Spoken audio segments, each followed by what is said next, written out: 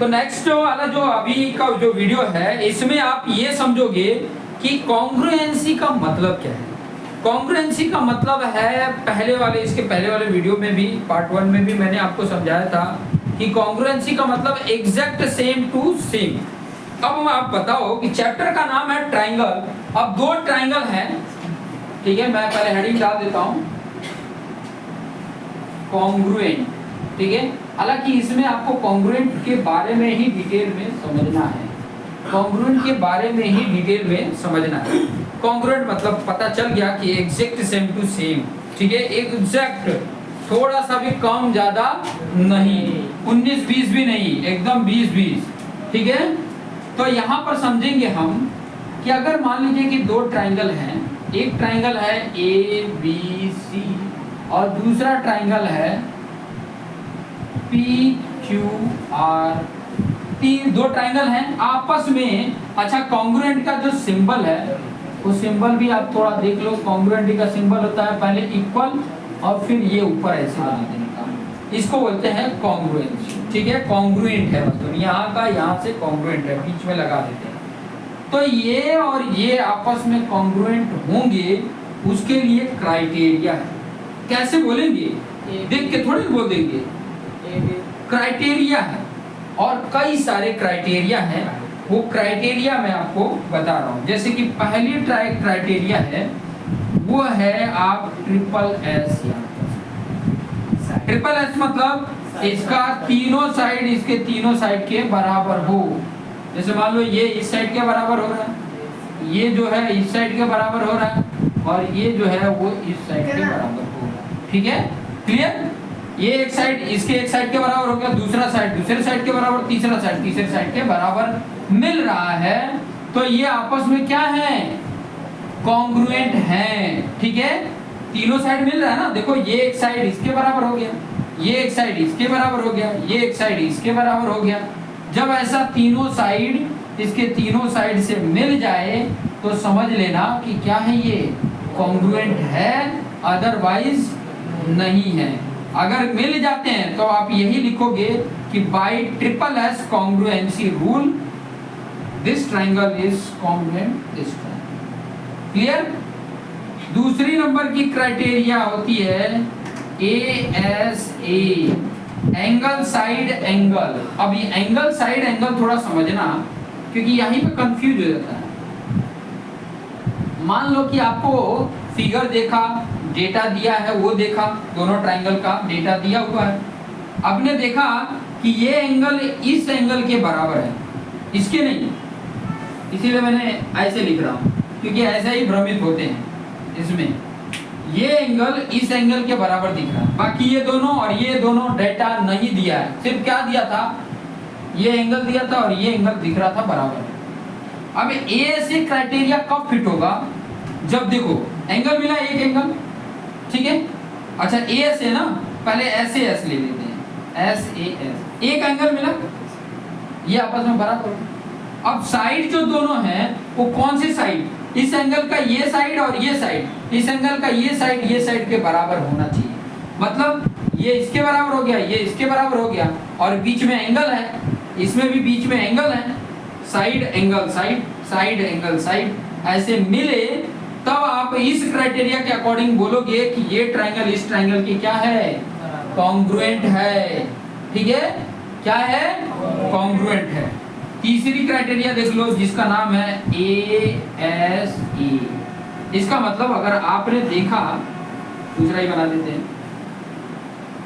क्या बना देते हैं, दूसरा ट्राइंगल बना देते हैं। इस बार मैंने ले लिया एक ट्राइंगल ये, इस बार ले लिया XYZ, एक बार और यहाँ पे ले लिया ABC। इस क्राइटेरिया के लिए समझना, हालांकि मैं एक एक क्राइटेरिया को इंडिविजुअल एक एक वीडियो में आपको न्यूमेरिकल के साथ समझाऊंगा, क्वेश्चन जो है उसके साथ समझाऊंगा, तो आपको आइडिया भी मिलेगा। ASA का मतलब हुआ, देखो बीच में साइड है ना, कोई एक साइड, मान लो ये साइड जो है वो इस साइड के बराबर है, तो बीच में साइड मिल गया, एक तो मिल गया।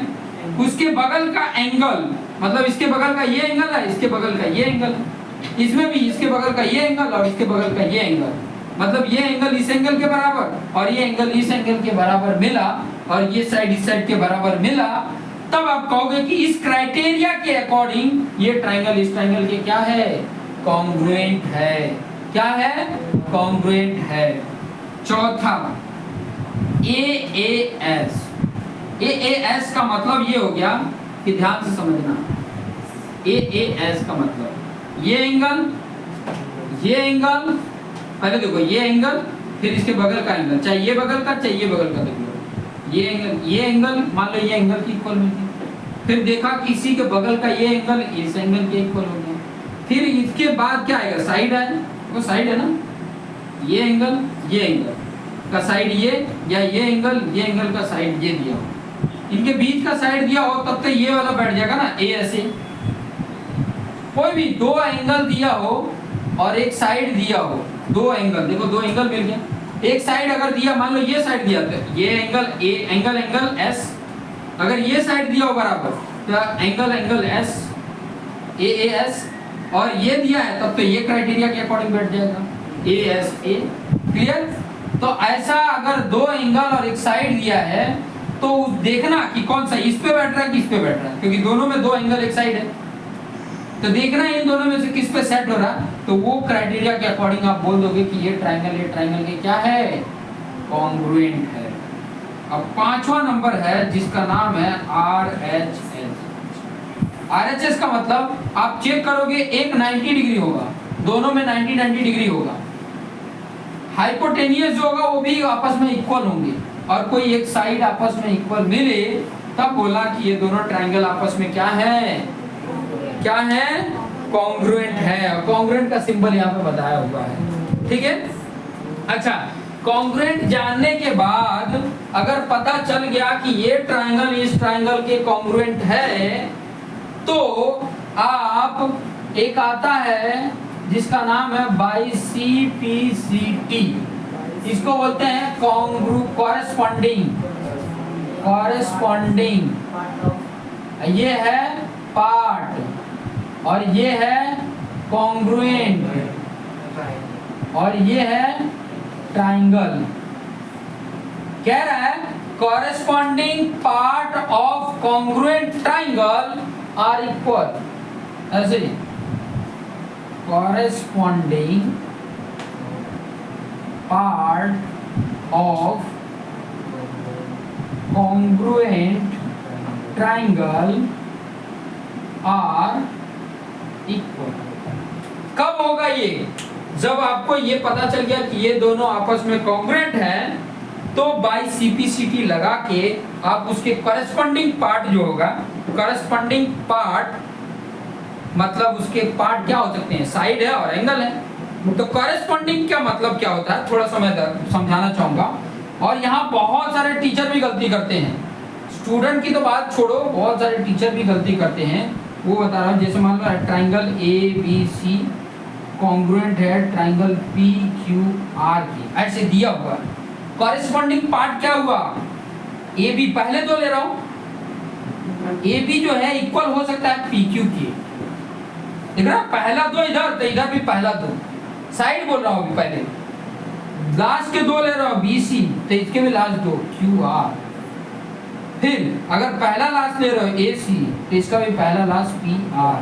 ये हुआ आपका कॉरेस्पॉन्डिंग पार्ट। ऐसा नहीं ले सकते कि A Q के इक्वल है या B R के इक्वल है, ऐसा नहीं। कॉरेस्पॉन्डिंग पार्ट ये हुआ, इक्वल है तो ऐसे होगा, ये साइड का इक्वल हो गया, एंगल भी इक्वल होंगे बाई CPCT। कैसे, पहला पहले के इक्वल, दूसरा दूसरे के, तीसरा तीसरे के। पहला एंगल A जो इक्वल होगा वो एंगल P के होगा, एंगल B एंगल Q के होगा, एंगल C एंगल R के इक्वल होगा। ये कहां से आएगा, बाई CPCT से आएगा। ये कहां से आएगा, बाई CPCT। कब, जब ये आपस में कॉन्ग्रुएंट होंगे। लिखा है कॉन्ग्रुएंट, कॉन्ग्रुएंट है तो ये लिख सकते हैं, कॉन्ग्रुएंट नहीं है तो नहीं लिख सकते। और ये लाने के लिए ये 5 क्राइटेरिया बताया कि कैसे ये आ सकता है। उसके लिए ये 5 क्राइटेरिया में से कोई एक क्राइटेरिया भी अगर फिट हो रहा है तो ये ट्राइंगल कॉन्ग्रुएंट हो सकता है। ठीक है, अब नेक्स्ट वाले जो लेक्चर्स होगा उसमें एक एक को मैं आसान तरीके से समझाऊंगा। ये नंबर याद ना रखना कि पहला यही होता है, ये दूसरा होता है, ये तीसरा, ऐसा नहीं है। ये 5 को याद करना है, नंबर वाइज नहीं। हो सकता है पहले मैं ये समझाऊं या ये समझाऊं या ये समझाऊं या ये समझाऊं या ये समझाऊं, किसी को भी समझाऊंगा लेकिन अच्छी तरीके से हमें आ जाना चाहिए। क्लियर हो गया? ये पांचों को समझना इंपॉर्टेंट है। ये पांचों अगर समझ में आ गए तो एक्सरसाइज के हर एक क्वेश्चन, और यहीं पर ये नहीं है, कई जगह पे लागू हो रहे हैं ये। कहाँ कहाँ? क्योंकि ये चैप्टर इतना इंपॉर्टेंट है, खास करके ध्यान देना, ये चैप्टर इतना इंपॉर्टेंट है कि इसके बाद वाला क्वाड्रिलेटरल है उसमें भी ये आएगा, उसके बाद सर्कल आएगा उसमें भी ये आएगा, तो दो बाकी के जो चैप्टर हैं उसमें भी ये सब चीजें यूज होंगे। ट्राइंगल जहां आया यहाँ पर ये अप्लाई हो सकता है, चाहे क्लास 10th में ही क्यों ना आ जाए, क्लास 11th में ही क्यों ना आ जाए, जहां पर भी आएगा तो ये कॉन्ग्रुएंसी आपको पता रहना चाहिए, और इन्हीं के अकॉर्डिंग आप बोल सकते हो। ठीक है, इन्हीं के अकॉर्डिंग आप बोलोगे कि वो कॉन्ग्रुएंट है या नहीं। क्लियर? समझ में आ गया? तो ये सारी चीजें आप लोगों ने नोट डाउन कर लेना है। नेक्स्ट लेक्चर एक एक पार्ट को हम समझाएंगे। ठीक है, तो अभी के लिए इतना नोट डाउन कर लो।